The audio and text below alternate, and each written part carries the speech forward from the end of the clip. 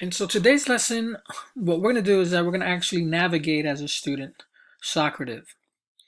Okay, so notice you'll have a teacher login and you're going to have a student login.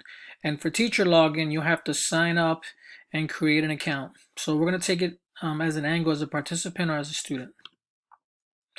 So when you log in for student, they're going to give you a room name.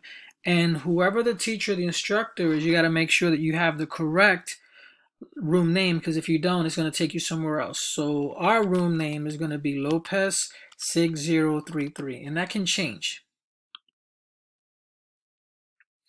You're going to enter your name. All right. And you're ready to go. Okay. And so basically you'll click on your answer and then you hit submit. And depending on how it's set up, it'll let you know if it's right or if it's going to be wrong.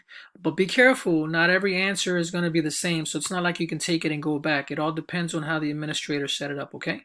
And same thing, go to the next one and then you hit submit. And if it's set up, again, depending on the administrator, you should see a score at the very end, okay?